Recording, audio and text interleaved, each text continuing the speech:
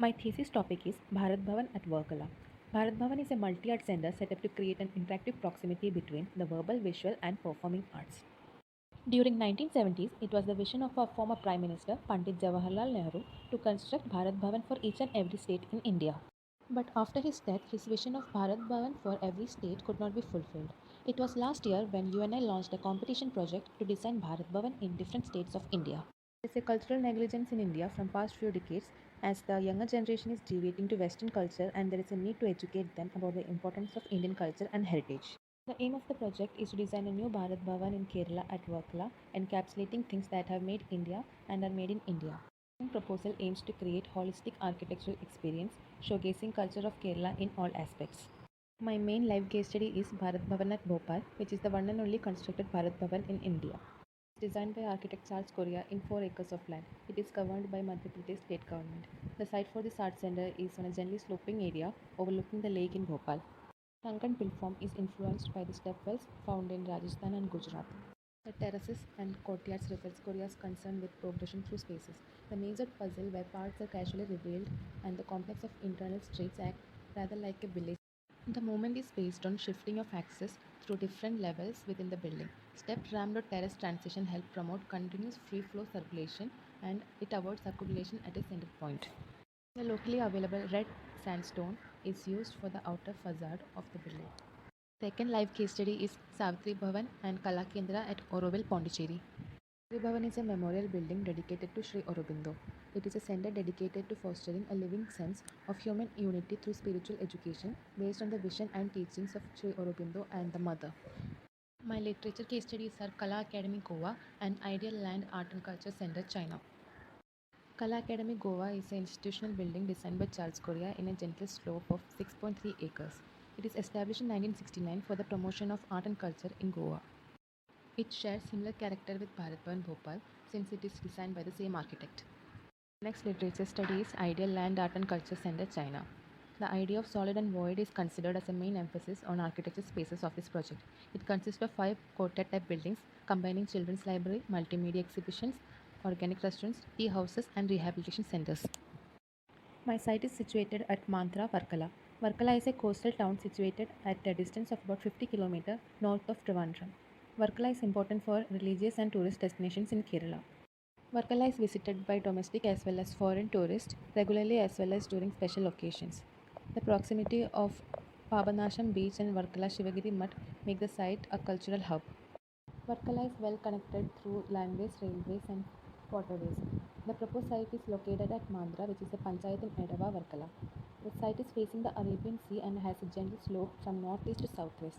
Towards northeast side lies the residential area and whereas towards sea lies the resorts and hotels and homestays. The site is well carved out by nature with laterite soil and plenty of vegetations like coconut, mango, and jackfruit trees. The site hugs the Arabian Ocean, making an unbreakable bond between the site and the sea. It is surrounded by buildings of different types, which can help in attracting different user groups to the site. The site can act as a hub for social interaction and a hotspot for social activities. The vegetation on the site must be maximum conserved and should be made an element within the design. More native plants and trees like cashew fistula etc. can be planted within the site. Since the site is naturally sloping towards the sea, roof gardens and terraces could be incorporated in the design by providing maximum view option toward the sea. The wind direction is from southwest to northeast. The site is well connected to roads in all the directions, which helps in providing services to the site. Due to the natural slope and elevation of the site, all the water will flow directly into the sea, thus there will be no flooding in the site.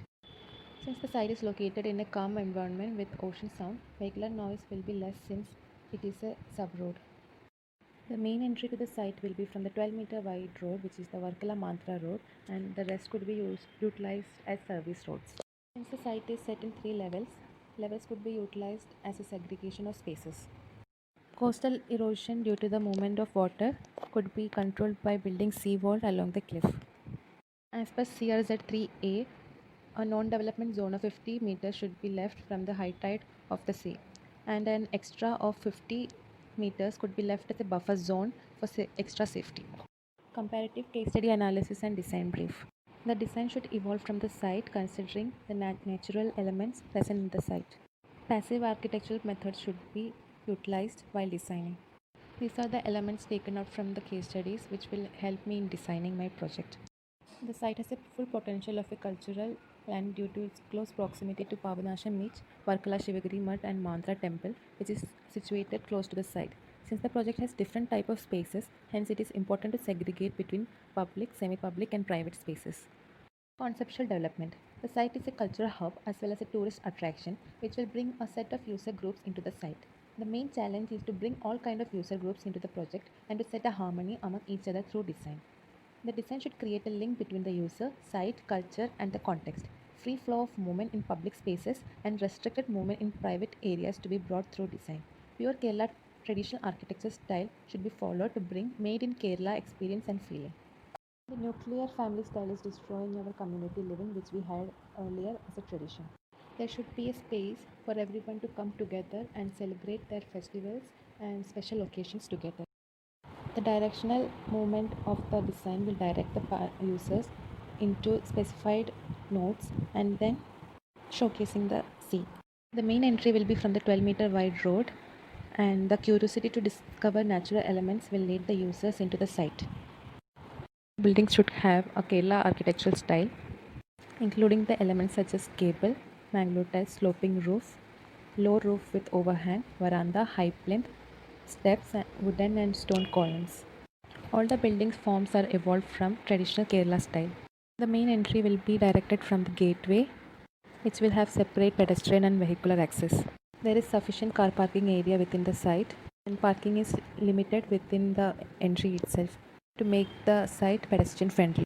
The main buildings are entrance lobby, theatre block, admin block, library, museum, cafeteria, souvenir shops, and workshop. This is the circulation diagram showing different user accesses, which is vehicular access, public, private, and services. The highest point of the site is 8-meter elevated from the main sea level. This is the overall view of the project.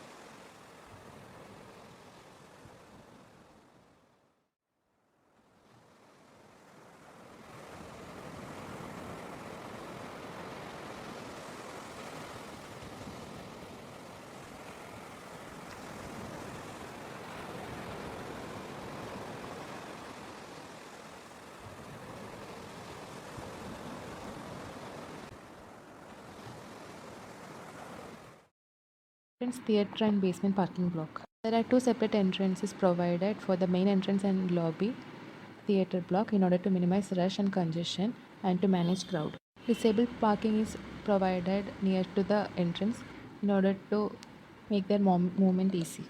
The bigger theatre will occupy 500 people, whereas the smaller will occupy 400 people. There is a pathway from the entrance lobby to the admin. While visiting in groups, there is a gathering point leading from the entrance where the guide can give instructions to the group. There is a reception in the entrance lobby and inbuilt seating is provided. Two ramps from the entrance lobby leads to the theater block.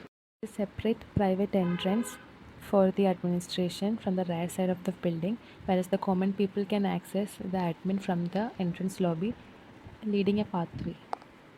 The administrative block consists of reception lounge, accounts office, pantry, store, seminar halls, PA office, director's office, and conference halls. The AV room and library could be accessed from the admin and from the main court also. The library has a circular plan with a courtyard in the center, open to sky. All the spaces are well ventilated and lighted naturally. Cross ventilation is checked by providing sufficient openings. The museum block with a roof garden.